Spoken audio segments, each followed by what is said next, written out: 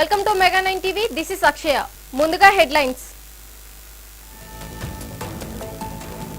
కోటి మంది మహిళలను కోటీశ్వరులను చేస్తాం. ఉచిత బస్సు పథకంతో ఆర్టీసీ లాభపడిందన్న రేవంత్.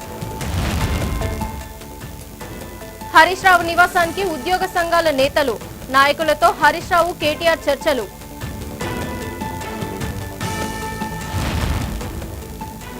నూజివీడు కోర్టులో వల్లభనేని వంశీ పిటిషన్, అనారోగ్యం దృష్ట్యా బెయిల్ ఇవ్వాలని పిటిషన్.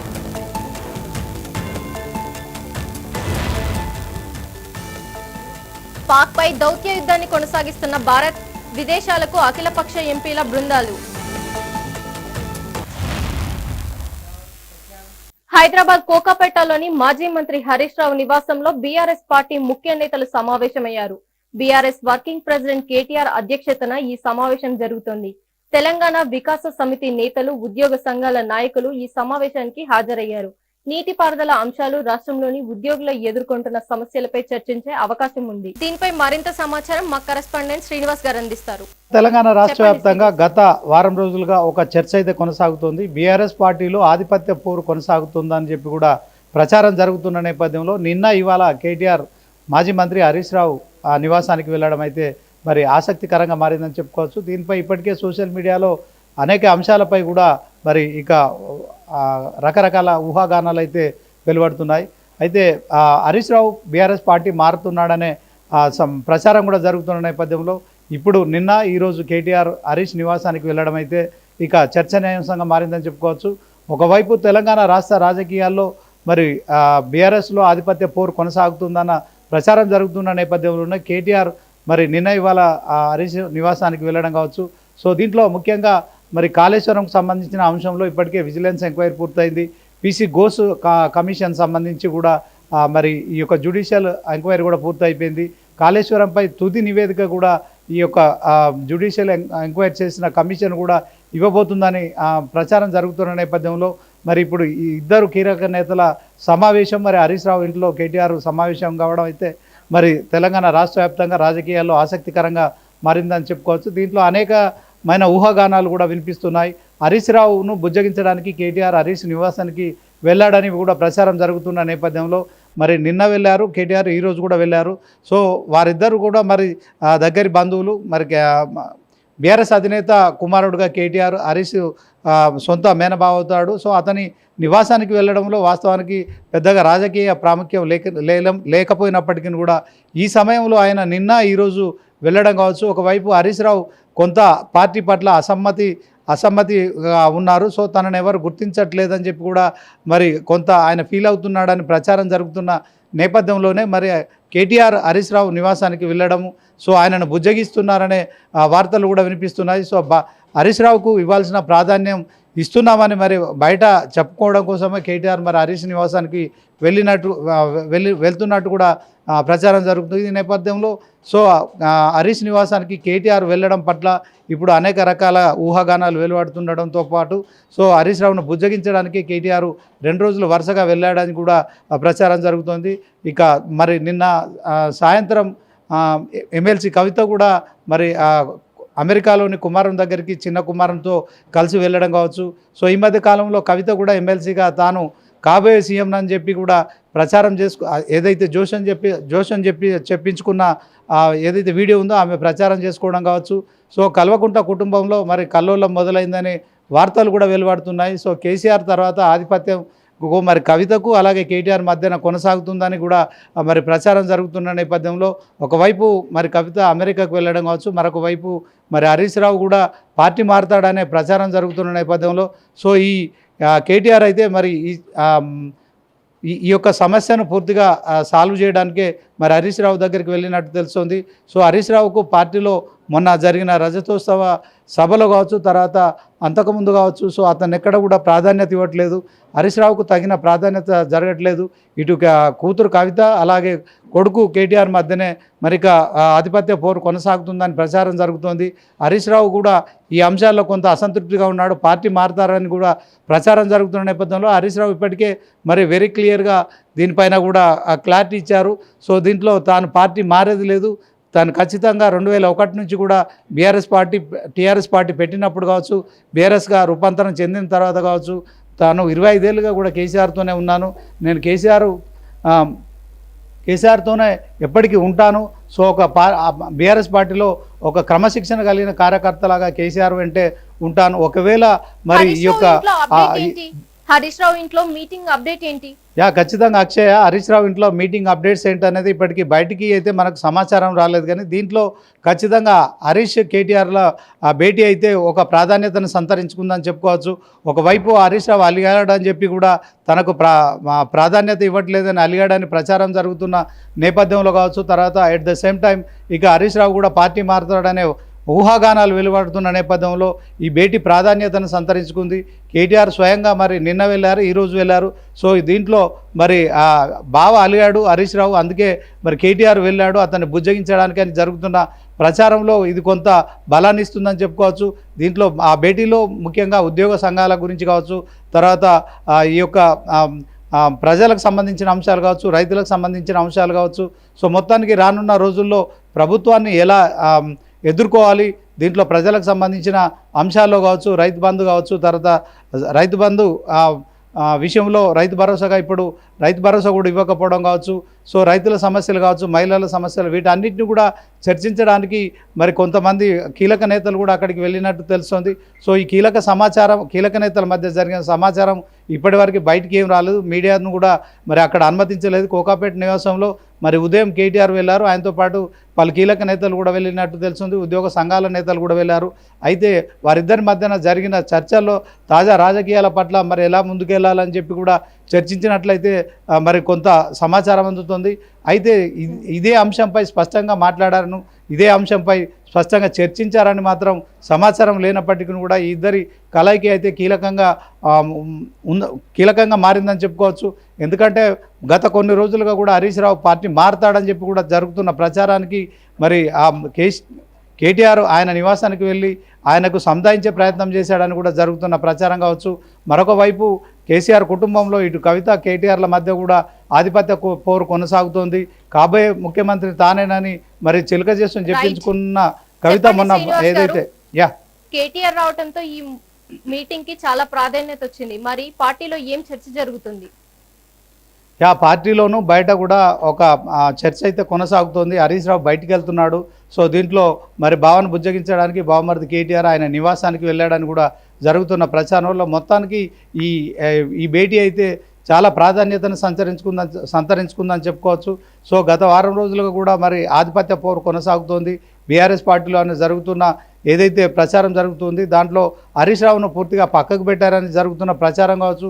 ఇట్లాంటి ప్రచారాలన్నిటి కూడా మరి కేటీఆర్ స్వయంగా మరి హరీష్ రావు ఇంటికి వెళ్ళడం తర్వాత దీనికి బలాన్ని చేకూర్చాయి. సో ఈ అంశంలో వారేం మాట్లాడుకున్నారనేది మాత్రం మరి తెలియాల్సి ఉంది.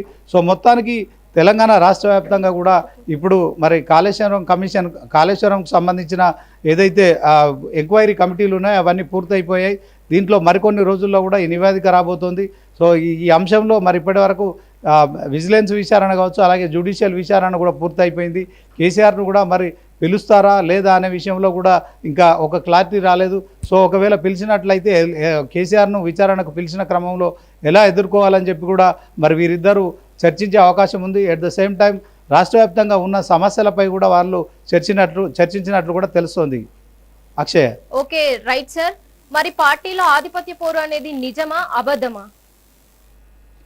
ఖచ్చితంగా అక్షయ, మరి బయట వెలువడుతున్న ఊహాగానాలు కావచ్చు, ప్రచారం కావచ్చు, కొంత హరీష్ రావును పక్కకు పెట్టారని జరుగుతున్న ప్రచారంలో ఆయన కొంత అలిగాడని కూడా ఈ యొక్క ప్రచారం జరుగుతోంది. ఈ ప్రచారాలన్నిటి కూడా మరి కొంత మొన్న మనం చూసుకున్నప్పుడైతే బీఆర్ఎస్ పార్టీ ఆవిర్భవించిన తర్వాత రజతోత్సవ వేడుకలు జరిగాయి. దాంట్లో మరి ఎక్కడైతే ఆ రజతోత్సవ వేడుకలు జరిగాయో వరంగల్ జిల్లాలోని ఎల్కతుర్తిలో మరి పూర్తిగా హరీష్ రావు ఫ్లెక్సీలు ఎక్కడ కనిపించలేదు. ఇదే అంశంలో మరి హరీష్ రావు ఫోటోలు పెట్టకుండా ఫ్లెక్సీలు పెట్టారు. దాంట్లో కేవలం ఇటు కేటీఆర్ అటు కేసీఆర్ ఫోటోలు మాత్రమే కనిపించాయి. సో హరీష్ రావు ఫోటోలు ఎక్కడ కనిపించలేదు అని చెప్పి పార్టీలో కూడా ఒక చర్చ జరిగింది. హరీష్ రావును కనీసం అటువైపు కూడా వెళ్లకుండా అడ్డుకున్నారని కూడా మరి కేసీఆర్ కూడా ఆదేశించినట్టు కూడా ప్రచారం జరిగింది. ఈ నేపథ్యంలోనే ఆయన రజతోత్సవ సభ నుంచి కూడా కొంత అసంతృప్తిగా ఉన్నారని కూడా ప్రచారం జరిగింది. సో ఈ అసంతృప్తిని అంతా కూడా మరి పార్టీ మారుతారని, హరీష్ రావు పార్టీ మారుతారు, కొత్త పార్టీ పెడతారని కూడా ప్రచారం జరుగుతున్న నేపథ్యంలో మరి ఇదంతా కూడా సోషల్ మీడియాలో వైరల్గా మారుతుంది. సో ఒకవైపు మరి ఇటు కూతురు కవిత అలాగే కొడుకు కేటీఆర్ల మధ్య కూడా ఈ ఆధిపత్య పోరు కోసము ఫామ్ హౌస్లో ప్రతిరోజు పంచాయతీలు నడుస్తున్నాయని చెప్తున్న నేపథ్యంలో మరి ఇప్పుడు హరీష్ రావు కూడా ఈ ఫ్యామిలీ పంచాయతీ నుంచి తప్పుకుంటున్నారు. సో తనకు పార్టీలో సరైన సముచిత స్థానం ఇవ్వట్లేదు. సో అందుకే అతను పార్టీ మారుతాడు, హరీష్ రావు పార్టీ మారుతాడు, తర్వాత వేరే పార్టీ పెడతాడని ప్రచారం జరుగుతున్న నేపథ్యంలో మరి హరీష్ రావు దగ్గరికి స్వయంగా కేటీఆర్ వెళ్ళడం కావచ్చు. సో దీంట్లో ఇది రాజకీయ ప్రాధాన్యాన్ని సంతరించుకుందని చెప్పుకోవచ్చు. ఎప్పుడైనా వాళ్ళు కుటుంబ సభ్యులు అలాగే తర్వాత బావబామర్దులు వారు ఎక్కడైనా కలుసుకోవచ్చు, దాంట్లో పెద్ద విశేషమేమీ ఉండదు. కానీ మరి నిన్న ఈరోజు 2 రోజులు కూడా కేటీఆర్ హరీష్ నివాసానికి వెళ్ళడం అయితే మా చర్చనీయాంశంగా మారిందని చెప్పుకోవచ్చు. అక్షయ. ఓకే సార్, అయితే మరి హరీష్ రావు గారు నిజంగానే పార్టీ మారుతారంటారా? దీంట్లో ఇప్పటి వరకు ఆయన మరి ఈ మధ్య కాలంలోనే తెలంగాణ భవన్లో జరిగిన ప్రెస్ మీట్లో వెరీ క్లియర్గా చెప్పారు, నేను కేసీఆర్తోనే ఉంటాను, కేసీఆర్ నాయకత్వంపై నాకు నమ్మకం ఉంది. కేసీఆర్ ఎప్పుడైతే పార్టీ పెట్టాడో అప్పటి నుంచి ఇప్పటి వరకు అంటే 20 సంవత్సరాలు కూడా నేను ఆయనతోనే ఉన్నాను, నేను ఆయనతోనే ఉంటాను, ఎలాంటి పదవులు నేను ఆశించట్లేదు, ఒక క్రమశిక్షణ కలిగిన కార్యకర్త లాగా కేసీఆర్ శిష్యుడిలాగా ఉంటాను, నేను పార్టీ మారే ఆలోచన లేదు. సో నా పైన దుష్ప్రచారం చేస్తున్న వారిపై కూడా నేను ఇప్పటికే డీజీపీకి కంప్లైంట్ చేశాను, పార్టీ మారే ఆలోచన లేదని హరీష్ రావు స్పష్టం చేస్తున్నారు. సో దీంట్లో అయినప్పటికీ కూడా మరి రాష్ట్ర వ్యాప్తంగా హరీష్ రావుకు టీఆర్ఎస్లో తగిన ప్రాధాన్యం ఇవ్వట్లేదు. అందుకే ఆయన పార్టీ మారుతున్నాడని చెప్పి కూడా ప్రచారం జరుగుతున్న నేపథ్యంలో మరి కేటీఆర్ వరుసగా 2 రోజులు కోకాపేటలోని మాజీ మంత్రి హరీష్ రావు ఇంటికి వెళ్ళడం కావచ్చు, మరి సుదీర్ఘంగా చర్చించడం కావచ్చు, ముఖ్యంగా ప్రజా సమస్యల గురించి రానున్న రోజుల్లో మరి ప్రభుత్వాన్ని ఎలా నిలదీయాలనే అంశంలో వీరి భేటీ జరిగినట్టు మనం భావించవచ్చు. At the same time Harish రావును కూడా బుజ్జగించడానికి కూడా మనం వెళ్ళినట్లుగా కూడా చూడొచ్చు. అక్షయ్. మహిళా శక్తిని కాంగ్రెస్ ఎప్పుడు గౌరవిస్తుందని, మహిళా శక్తిని ఇందిరాగాంధీ ప్రపంచానికి చూపించారని తెలంగాణ సీఎం రేవంత్ రెడ్డి అన్నారు. దేశానికి మేలు చేసే ఎన్నో చర్యలను కాంగ్రెస్ తీసుకుందన్నారు. మహిళలకు ఉచిత బస్సు ప్రయాణం కల్పిస్తున్నామని, ఈ పథకం వల్ల ఆర్టీసీ బస్సులు లాభాల్లో నడుస్తుందన్నారు. అలాగే మహిళా సంఘాల బలోపేతానికి కృషి చేస్తున్నామన్నారు. అదానీ అంబానీలతో పోటీ పడేలా మహిళలను ప్రోత్సహిస్తామన్నారు. 1 కోటి మంది మహిళలను కోటీశ్వరులను చేయటమే కాంగ్రెస్ సర్కార్ లక్ష్యమని పునరుద్ఘాటించారు. తెలంగాణలో గతంలో ఎన్నడూ లేనంతగా విద్యుత్ డిమాండ్ పెరిగిందన్నారు డిప్యూటీ సీఎం బట్టి విక్రమార్క. మార్చి నెలలో పీక్ డిమాండ్ లో ఉన్నా కూడా ఎటువంటి అంతరాయం లేకుండా విద్యుత్ సరఫరా చేశామన్నారు. భవిష్యత్తు అవసరాలను ముందుగానే అంచనా వేసి విద్యుత్ రంగ అభివృద్ధికి బలమైన ప్రణాళికలు అవసరమని స్పష్టం చేశారు. తెలంగాణ రవాణా మార్చి నెలలోనే రాష్ట్ర ప్రభుత్వం వస్తే చిన్న ఇంటరప్షన్ కూడా లేకుండా కరెంటు సరఫరా చేసిన పరిస్థితి ఈరోజు మన ప్రభుత్వం హైయెస్ట్ పీక్ డిమాండ్ 17,162 మెగావాట్ మార్చి నెలలోనే రాష్ట్ర ప్రభుత్వం వస్తే చిన్న ఇంటరప్షన్ కూడా లేకుండా కరెంటు సరఫరా చేసిన పరిస్థితి ఈరోజు మన ప్రభుత్వం హైయెస్ట్ పీక్ డిమాండ్ 17,162 మెగావాట్ మార్చి నెలలోనే రాష్ట్ర ప్రభుత్వం వస్తే చిన్న ఇంటరప్షన్ కూడా లేకుండా కరెంటు సరఫరా చేసిన పరిస్థితి ఈరోజు మన ప్రభుత్వం హైయెస్ట్ పీక్ డిమాండ్ 17,162 మెగావాట్ మార్చి నెలలోనే రాష్ట్ర ప్రభుత్వం వస్తే చిన్న ఇంటరప్షన్ కూడా లేకుండా కరెంటు సరఫరా చేసిన పరిస్థితి ఈరోజు మన ప్రభుత్వం హైయెస్ట్ పీక్ డిమాండ్ 17,162 మెగావాట్ మార్చి నెలలోనే రాష్ట్ర ప్రభుత్వం వస్తే చిన్న ఇంటరప్షన్ కూడా లేకుండా కరెంటు సరఫరా చేసిన పరిస్థితి ఈరోజు మన ప్రభుత్వం తెలంగాణ రవాణా శాఖ మంత్రి పొన్నం ప్రభాకర్ హైదరాబాద్ ఆర్టీసీ బస్సులో ప్రయాణించారు. కలెక్టర్ ఆఫీసులో సమావేశానికి వెళ్తున్న ఆయన మేయర్ విజయలక్ష్మి, ఎంపీ అనిల్ యాదవ్ తో కలిసి బస్సులో ప్రయాణించారు. బస్సులో ప్రయాణికులతో పొన్నం ముచ్చటించారు. ఉచిత బస్సు పథకం పట్ల మహిళలు హర్షం వ్యక్తం చేస్తున్నారని పొన్నం అన్నారు. భవిష్యత్తులో బస్సుల సంఖ్య పెంచుతామని అన్నారు.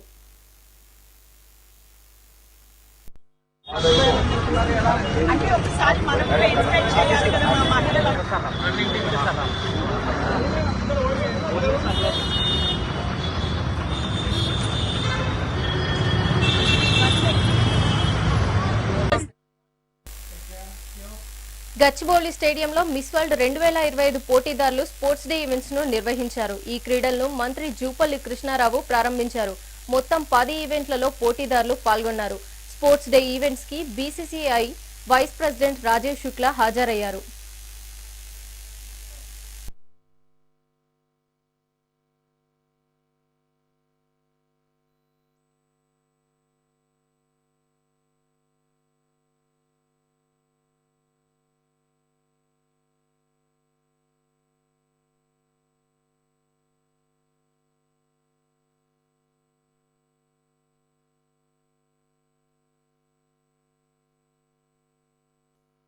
తనను చిత్రహింసలకు గురిచేసి పుట్టింట్లో వదిలిపెట్టాడని ఓ మహిళ ఆందోళనకు దిగింది.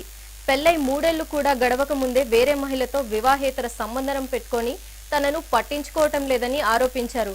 ఇదేంటని అడిగితే విడాకులు కావాలని వేధిస్తున్నాడే మహిళ ఆవేదన వ్యక్తం చేస్తోంది. వేరే మహిళతో సంబంధం పెట్టుకున్నాడని కన్నీటి పర్యంతమయ్యింది. ఇదే అంశానికి సంబంధించిన మరిన్ని విషయాలు మా వరంగల్ ప్రతినిధి రాము అందిస్తారు. జీవితాంతం తోడుంటా అన్న భర్త పెళ్ళైన 3 ఏళ్లకే చిత్రహింసలు పెట్టి తల్లిగారింటికి వెళ్ళగొట్టిన ఘటన హన్మకొండలో చోటు చేసుకుంది. ప్రస్తుతం మనం రెడ్డి కాలనీలో ఉన్నాం. రెడ్డి కాలనీలో ఒక మహిళ తన హింసలకు వేధించి నన్ను పుట్టింటికి పంపించాడని చెప్పేసి తన అత్తారింటి ముందు ఎక్కడైతే కిరాయికి ఉన్నారో వాళ్ళ ఇంటి ముందు ఆందోళన చేస్తుంది. అసలు ఆ మహిళకు కలిసి ఆందోళన ఏంటి, ఆమెకు ఎలాంటి ఇబ్బంది అనేది ఒకసారి మాట్లాడించే ప్రయత్నం చేశారు. చెప్పండి అమ్మా, అసలు మీరు ఎక్కడి నుంచి వచ్చారు, ఇక్కడ మీరు ఆందోళన చేయడానికి గల కారణం ఏంటి అసలు? నేను వరంగల్ నుంచి వచ్చిన. మా హస్బెండ్ బాబు పుట్టినాక ఒక్కసారి కూడా రాలేదు. నేను మా మమ్మీ దగ్గరకు వచ్చి 8 months అవుతుంది, కానీ ఒక్కసారి రాలేదు. చాలా కొట్టి పంపించేసిండు. నేను బాబు పుట్టినాక రాలేదనేసి నాకు మెయింటెనెన్స్ కావాలనేసి నేను వాళ్ళ షోరూమ్ పోతే నేను ఇయ్యా అని అన్నారు. నేను డివర్స్ ఇస్తా అని అన్నారు. మీ పెళ్ళి ఎన్ని సంవత్సరాలు అవుతుంది? 3 years అవుతుంది. 3 years అవుతుంది. అప్పుడు 3 yearsలో ఫస్ట్ అబార్షన్, ఫస్ట్ తర్వాత పాప, తర్వాత బాబు వచ్చిర్రు. ఎవరికి డెలివరీ చేయలేదు, ఎవరికి చూడడానికి రాలేదు, ఏం చేయలేదు. అసలు 1 రూపాయి కూడా ఏం పెట్టలేదు నా పిల్లలకి. వరకట్నం కింద ఏమన్నా ఇచ్చారా? 6 lakhs ఇచ్చినాం. 6 lakhs ఇచ్చినాం. 12 lakhs పెట్టి మా మమ్మీ పెళ్లి చేసింది, ఘనంగా పెళ్లి చేసింది. 1,00,000 రూపాయల మంచం పెట్టింది, బోళ్ళు పెట్టింది, సోఫా పెట్టింది. అసలు పెళ్ళై 3 ఏళ్ళు అవుతుంది. అసలు మీకు వచ్చిన సమస్య ఏంది, అసలు ఈ గొడవ గల కారణం ఏంటండి? చిన్న చిన్న వాటికే గొడవలు చేస్తూ ఉంటాడు. ఎఫైర్స్ ఉంటాయి. ఎప్పుడైనా ఫోన్ చూసి దొరికితే అది అట్లా కాదు, ఇట్లా వాళ్ళే చేసిళ్ళు, నాకు సంబంధం లేదని అనేవాడు. ఈ ఎఫ్ఐఆర్ల మీద ఈ మెసేజ్ ఏంటిది అని అడిగితే నాకు సంబంధం లేదని అనేవాడు. ఆ రీజన్తోనే నన్ను చాలా కొట్టేవాడు. అసలు ఫోన్ ముట్టుకొనిచ్చేవాడు కాదు. ఎఫ్ఐఆర్లు ఇల్లీగల్ ఎఫ్ఐఆర్స్ పెట్టుకొని ఊకే గొడవలు చేసేటాడు. ఎప్పుడో ఒకసారి మంచిగా మాట్లాడినట్టు చేసి మళ్ళీ ఏదో మా మమ్మీ దగ్గర నుంచి నన్ను మంచిగా మాట్లాడి మా మమ్మీ దగ్గర నుంచి డబ్బులు అడిగేవాడు. గొడవకు సంబంధించి ఇంతమంది మీకు ఎవరైతే పెళ్లి చేశారో వాళ్ళ మధ్యవర్తులకు చెప్పారా? మీ పేరెంట్స్కి ఎప్పుడైనా చెప్పిన పరిస్థితి ఉందా? అసలు చెప్పినాం. వీళ్ళ ఆడబిడ్డ వాళ్ళకి చెప్పినాం, వీళ్ళ చెల్లెలకు చెప్పినాము. ఇట్లా కొడుతుండు, నన్ను ఇట్లా చేస్తుండు. తర్వాత మొత్తం అన్ని పంచాయతీలు అయిపోయినాయి. నేను అక్కడ వచ్చినాక కూడా నన్ను ఇట్లా కొడుతుండు, గలీజ్గా తిడుతుండు, అట్లా వండి ఇక్కడ వండి అని అంటుండు అనేసి వీళ్ళకి చెప్తే పోనీ తీయని అన్నారు. మళ్ళీ గొడవ పెట్టుకుని నేను డైరెక్ట్ ఇంటికి వెళ్ళిపోయినా. అసలు వీళ్ళు అడగలేదు, ఎవరు అడగలేదు నన్ను ఎందుకు వెళ్ళిపోయినావు, ఏం గొడవ అయిందని. ఈ గొడవకు సంబంధించి మీరు సంబంధిత పోలీస్ స్టేషన్లో ఏదైనా ఫిర్యాదు చేశారా? పోలీసులు ఏమంటున్నారు? పోలీస్ కేసు పెట్టినాము. ఆ పోలీస్ స్టేషన్లో పెడితే మా మమ్మీ హోంగార్డ్ అనేసి, అసలు నువ్వు హోంగార్డు నీకు అవసరమా ఇవన్నీ అనేసి, అక్కడ సువర్ణ మేడం ఉంటుంది, సుబేదార్ పిఎస్లో మేడం ఉంటుంది. ఆ మేడము నీకు అవసరమా అట్లా ఇట్లా అనేసి అసలు కేరే చేయలేదు. కేసుని కేరే చేయలేదు. వెయిట్ చేపించేది, అక్కడ వెయిట్ చేపించి ఇట్లా అట్లా అని చెప్పి మళ్ళీ రేపు రాపో అనేసి మా మమ్మీ కేవలం డిపార్ట్మెంట్ హోంగార్డ్ అనేసి ఏమంటారు టార్గెట్ చేసిళ్ళు మమ్మల్ని. మా మమ్మీని టార్గెట్ చేసి నాకు అన్యాయం చేస్తుర్రు. స్టేషన్లో నాకు అన్యాయం జరిపిస్తున్నారు. అట్లా ఇట్లా తిరగంగా నేను అక్కడ కేసు ఫైల్ అయింది. తర్వాత కోర్టుకి పోయింది. నేను ఇప్పుడు ఇక్కడ ఎందుకు చేస్తున్నా అంటే కోర్టు ఇంకా 5 years టైం ఇస్తుంది. ఇంకా నా పిల్లల్ని ఎవరు చూడాలా 5 yearsలో? ఆ 5 years టైం అవసరం లేదు, నాకు మెయింటెనెన్స్ చేద్దామని నేను. ఇంకా ఇది మీ భర్త దృష్టికి కానీ లేకపోతే మీరు ఎవరైతే అడ్వకేట్ ఉన్నారో వాళ్ళతో చెప్పారా, నోటీస్ అని పంపించారని? లేదు, నోటీస్ ఏమి ఇవ్వలేదు. కోర్టుకి రండి అని చెప్పిర్రు. కోర్టు టైం వచ్చినప్పుడు వస్తుంది రండి అని చెప్పిర్రు. మనతో పాటు వీళ్ళ బంధువులు కూడా ఉన్నారు, వాళ్ళతో మాట్లాడించే ప్రయత్నం చేస్తాం. చెప్పండి అమ్మ, పూర్తిగా వీళ్ళ పెళ్ళి ఎన్ని సంవత్సరాలు అవుతుంది, అసలు పెళ్ళైన కంచి వీళ్ళు సంతోషంగా ఉన్నారు, అసలు ఏం జరుగుతుంది? ఈ శ్రావణ్ వాళ్ళ మేనత్త సంబంధం కుదిరిచ్చింది. వీళ్ళ అమ్మ ఉన్న ఆమె కొద్దిగా ఫ్రెండ్స్ లెక్కన దోస్తులో తెలిసిన మనిషాట వచ్చింది, సంబంధానికి వచ్చిన తర్వాత అమ్మాయిని చూసిళ్ళు, నచ్చిళ్ళు. ఇప్పుడు ఇంట్లో ఉన్న బాబు, వాళ్ళ ఆడబిడ్డ భర్త శ్రావణ్ అన్నయ్య వచ్చిండు, అలా చిన్న చెల్లి వచ్చింది. వీళ్ళు నలుగురు వచ్చి అమ్మాయి బాగుంది, మాకు నచ్చింది, మేము చేసుకుంటాము, మాకు కట్నం తక్కువ వచ్చినా మంచిదే, మేము చేసుకుంటాము అని అన్నది. అంటే నాకు ఈ సంవత్సరం పెళ్లి చేయను, నాకు కుదరది, నాకు కట్నం వెళ్ళేది అని అన్నది. ఇక అన్నాక వాళ్ళు మాట్లాడుకున్నారు, కుదిరించుకున్నాక ఇక ఎప్పుడైతే ఈ పిల్ల అనిపించుకున్నారో వీళ్ళ ఆడబిడ్డల ఇంటికి తీసుకుపోవడము, వీళ్ళ ఆడబిడ్డ భర్త వచ్చడం, వీళ్ళ ఆడబిడ్డ వచ్చడం, ఈ శ్రావణ వచ్చడము, ఈమెను బల్ల మీద ఎక్కించుకురావడం మొదలుపెట్టారు. పెళ్లి కాకముందే మొదలుపెట్టారు ఎక్కించుకురావడం. ఇక అట్లనే పెళ్ళి అయింది. తర్వాత ఈ పాప కడుపులో పడ్డది. ఫస్ట్ ప్రెగ్నెంట్ పోయింది, ఒకటి పోయినాక తర్వాత పాప వచ్చింది. అయితే అప్పుడు గొడవలు అయినాయి. మేమందరం పంచాయతీ పోయినాం, శ్రావణ కాడికి, పోలీస్ స్టేషన్ కాడికి పోయినాం, ఆ చెట్ల కింద కూర్చుండబెట్టి మాట్లాడినాం, అన్ని రకాల మాట్లాడినాం. మళ్ళీ వాళ్ళ ఇంటికి పరకాలను కూడా పోలీస్ స్టేషన్ కాడికి పోయినాం, ఆడ మాట్లాడినాక ఇవన్నీ అయినాక మళ్ళీ పిల్లని తీసుకొని పోయాడు. ఇవన్నీ అయిపోయిన తర్వాత పిల్లని తీసుకొని పోయినాక పిల్లల వయసు ఎంత ఉంటుందమ్మా? వాళ్ళ పిల్లల 3 సంవత్సరాల బిడ్డ, మళ్ళీ సంవత్సరంన్నరకే కానిపందింది. తీసుకొని పోగానే ఇంకా మాట్లాడిచ్చినాం. పంపించిన తర్వాత 3 నెలల తర్వాతనే కానిపందింది. కానిపందినాక ఇక 3 నెలల తర్వాత వాళ్ళకి ఎందుకు వచ్చిందో గొడవ విషయంలో, భార్య భర్తల విషయంలో అయితే మేము చూడలేదు. గొడవ అయిన తర్వాత అలా ఈమె డైరెక్ట్ దెబ్బలు కాగలేక బెల్ట్ పెట్టి కొడితే, బెడ్రూమ్లో వేసి బెల్ట్ పెట్టి కొడుతున్నట్టు ఈమె పోలీస్ స్టేషన్కి పోయిందట. వాళ్ళ అన్నయ్య వాళ్ళ అమ్మ ఫోన్ చేసింది, పోయి ఆ అమ్మాయిని తీసుకొని వచ్చినాక 3 నెలల కడపాప నుంచి ఇప్పటి వరకు నా పెళ్ళము, నా పిల్లలు, మరి వాళ్ళు మంచిగున్నారా, చచ్చిందా, బతికిందా, మరి ఆయన నత్తే ఏరియాలో అందరం కొట్టాం కదా. పెళ్ళం పిల్లల కాడికి వస్తే ఏ ఆడిది కానీ ఏ మొగడు కానీ ఎవరం కొట్టాం కదా. కాకపోతే 2 మాటలు కోప్పడతాం, అయిపోతుంది. ఆయన ఇప్పటి వరకు రాలేదు, అసలు ఆమెను ఏ రోజు పెళ్ళం లెక్కన చూడలేదు. ఇక ఇప్పుడు అంటాడు కదా మేమందరం వచ్చినాం మాట్లాడదామని, అలా సంసారం విడదీయద్దు అని వచ్చినాం.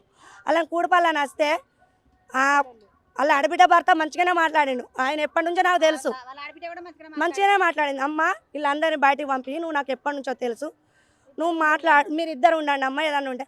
మరి నువ్వే కాదు నాన్న, పెళ్లి కాకముందు వచ్చినావు కదా, బండ్ల మీద తీసుకొచ్చినావు కదా, మరి ఆమె జీవితాన్ని సరిదిద్దేది లేదా, అలా కల్పించి మాట్లాడంటే లేదమ్మా ఆమెకు తెలవాలి, ఆమె మాట్లాడుతుంది. గతంలో పోలీస్ స్టేషన్లో ఫిర్యాదు చేసినా కూడా తనకు ఎలాంటి భయం లేకుండా ఇప్పటికీ తనను వేరే వాళ్ళతో బెదిరింపులకు గురి చేస్తున్నారని చెప్పేసి కూడా మహిళ తీవ్రమైన ఆరోపణ చేస్తుంది. అంతేకాకుండా ఇక్కడ ఆందోళన చేయడానికి వస్తే కూడా మనం మాట్లాడదామని చెప్పి పిలిచి కూడా నమ్మించి మమ్మల్ని మళ్ళీ బెదిరిస్తున్నారు, మమ్మల్ని ఇక్కడి నుంచి వెళ్ళిపోవాలని చెప్పేసి బెదిరిస్తున్నారని చెప్పేసి కూడా వాళ్ళ బంధువులతో పాటు ఆ మహిళ కూడా తీవ్రమైన ఆరోపణలు చేస్తుంది. ఇప్పటికైనా తన భర్త ఒకవేళ తనతో నా భర్తే కావాలి, ఒకవేళ నాకు విడాకులు ఇస్తారంటే మాత్రం తనకు దానికి తగిన నష్టపరిహారం 50 లక్షలు కూడా ఇవ్వాలని చెప్పి ఆ మహిళ డిమాండ్ చేస్తున్న పరిస్థితి. కెమెరా పర్సన్ భిక్షపతితో రాము, మెగా టీవీ.